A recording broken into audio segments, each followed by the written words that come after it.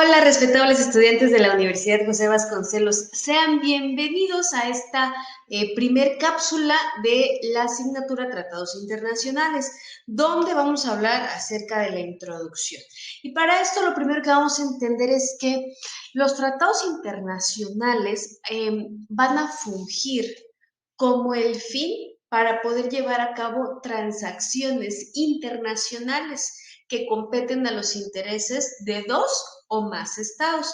Sin embargo, para que nosotros podamos comprender la importancia y la naturaleza de los tratados internacionales, lo primero que debemos establecer es qué es el comercio y cómo vamos a diferenciar el comercio exterior del comercio internacional, que pareciera que son lo mismo, pero no son iguales. ¿Sale? Vamos a establecer que el comercio, en términos genéricos, es el acto o la acción de llevar a cabo una interacción, una transacción, este intercambio que generamos a través de elementos que pueden ser con dos o más agentes, ¿sale? Ahora, si nosotros lo vemos desde el punto de vista exterior o internacional, nos vamos a dar cuenta que el comercio exterior, en primera instancia, como ustedes tienen de este ladito, el comercio exterior nos dice que es el intercambio comercial de un país con relación a los demás. Es decir, cuando hablamos de comercio exterior o ocupamos el término comercio exterior es cuando desde mi nación, desde mi perspectiva nacional, estoy viendo la proyección de poder llevar a cabo mi acto o acción de comercio, es decir, este intercambio, esta transacción con otras entidades, con otros estados. Y cuando hablamos de la palabra Estado, con E mayúscula, vamos a hablar directamente de otros países, de otras naciones. Se establece como Estado en términos generales jurídicos y en términos de la administración pública como aquel ente que cuenta con territorio, población y soberanía. Esto es como dato curioso. El Estado entonces, el Estado mexicano, por ejemplo, es aquel que cuenta con un territorio, una población y soberanía. Territorio, la extensión geográfica. ¿Y por qué hablamos de la extensión geográfica? Porque hablamos del uso del suelo, de los mares y la extensión aérea también. ¿Cuáles son los límites y las demarcaciones? La población es el gentilicio que se encuentra dentro de ese territorio y la soberanía y el porque somos un pueblo libre y soberano quiere decir exacta y correctamente que es la subordinación o el estar supeditados a las leyes generales. Entonces, la población tiene soberanía porque está subordinada a lo que digan las leyes, como los tratados internacionales, que en jerarquía de leyes, como otro dato curioso, ocupa el puesto número 2. El puesto número 1 lo establece o lo ocupa nuestra Constitución Política de los Estados Unidos Mexicanos. ¿Y por qué les digo todo este cuento y todo este show? Porque al final de cuentas el comercio exterior es como yo, Estado mexicano, esta población que sabe cuál es su territorio, tiene que estar supeditado a las leyes de comercio que existan en su territorio, pero también que existan con otros estados, para así poder generar los convenios de colaboración que nosotros tratamos en términos de gestión comercial, pero que se llamarán tratados internacionales con otras naciones. Entonces, el comercio exterior es la visión de las políticas de comercio en materia de interacción con otros estados en relación al nuestro. ¿Sale? Por tanto, podemos decir que corresponde o responde a los intereses nacionales del Estado. ¿Quién quiero que sea mi amigo? Y esto es muy importante y les decía lo de la prelación de leyes, porque resulta que dentro del comercio exterior, entonces vamos a establecer algo que se llaman aranceles. Cada uno de los estados, en el caso de nuestro país, vamos a tener legislación en materia fiscal, en materia impositiva, donde el objetivo es la recaudación de dinerito para poder sufragar el gasto público. Y el hecho de que venga el comercio de otros estados al nuestro, hace que entonces tengamos también aspectos de poder establecer mayor recaudación a través de algo en términos técnicos que se llaman aranceles. Los aranceles no son más que los impuestos al comercio exterior.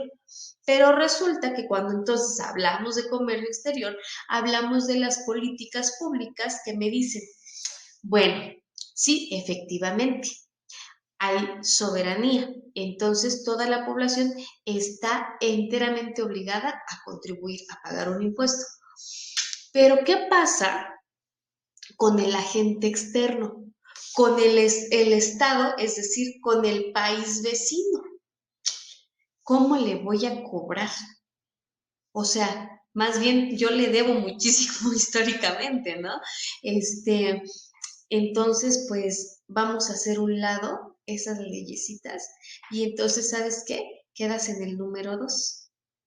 Número 3, 4, 5, 6, ya todas las leyes impositivas, ¿eh?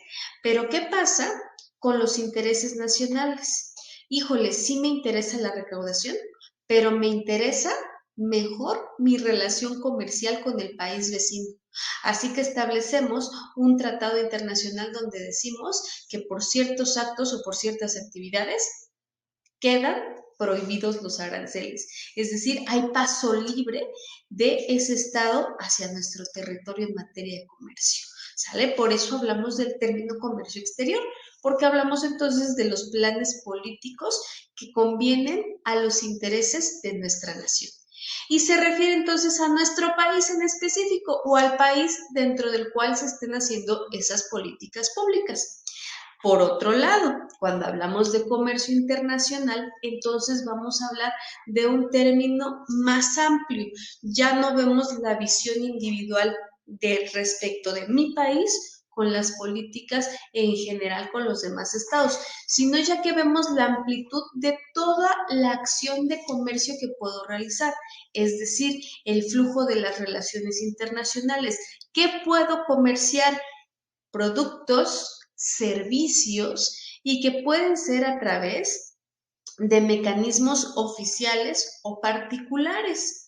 Oficiales, como tienen que ver con organismos regulados desde el punto de vista de las secretarías de Estado, por ejemplo, cuando hablamos de materias primas, o bien de cuestiones de productos terminados, como podría ser a través del comercio electrónico, ¿no? Donde te metes a la aplicación y estás buscando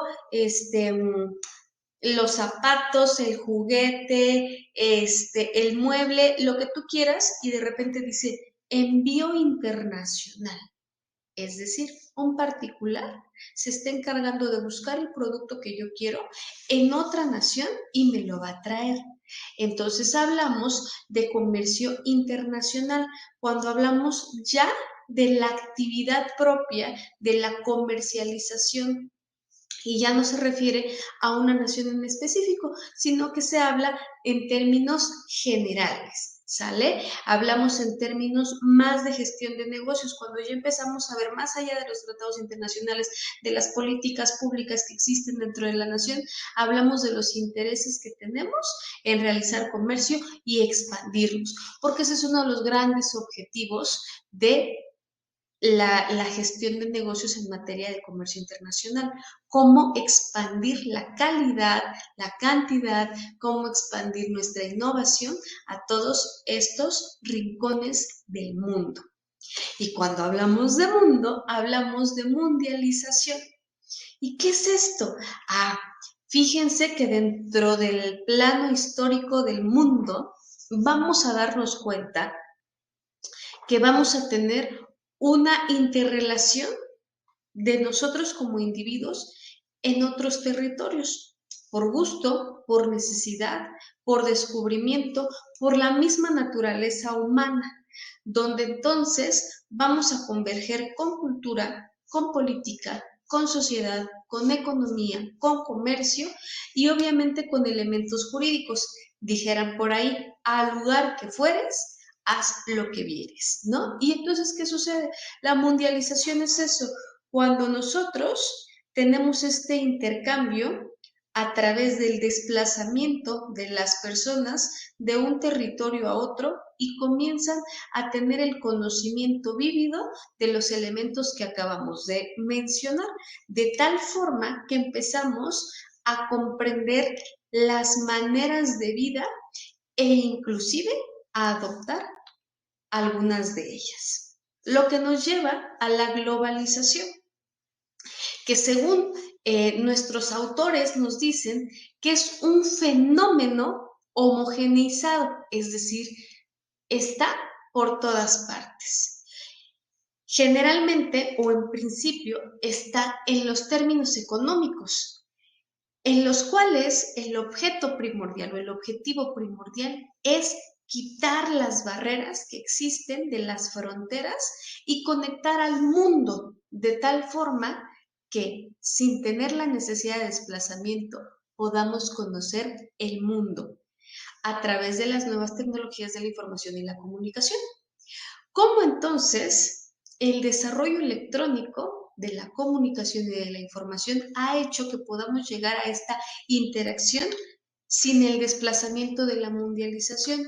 Es decir, simple y sencillamente a través de nuestros dispositivos, nuestros ordenadores y la red de redes que conocemos como Internet, podemos llevar a cabo entonces este principio económico donde comenzamos a tener gustos, intereses, pero sobre todo esta brecha y esta apertura en la cual podemos realizar intercambios de conocimientos, de elementos materiales, de fuerza de trabajo, de muchas cosas a través del conocimiento del mundo. Lo que nos lleva para finalizar nuestra primera unidad, la internacionalización. ¿Y qué es esto? Si lo hablamos en términos de diccionario, es la acción y el efecto de internacionalizar. ¿Esto qué quiere decir? Es someter a la autoridad conjunta de varias naciones o de un organismo que las represente territorios o asuntos que dependían de la autoridad en un solo estado. Dicho en otras palabras, la internacionalización es el acuerdo entre naciones para poder llevar a cabo intercambios de cultura, de trabajo, de comercio, de economía, de políticas, de lo que ustedes gusten y manden, en relación a lo que decíamos en el comercio exterior, en relación a los intereses de cada estado. ¿A través de qué? A través de un elemento legal fundamental y que ha abierto muchísimas puertas, que se llaman tratados internacionales, que estudiaremos a fondo en otras cápsulas. Espero que la información haya sido clara para ustedes y sobre todo de su utilidad. Los invito a verificar las actividades para poder llevar a cabo la retroalimentación. Muchísimas gracias y nos vemos hasta la próxima.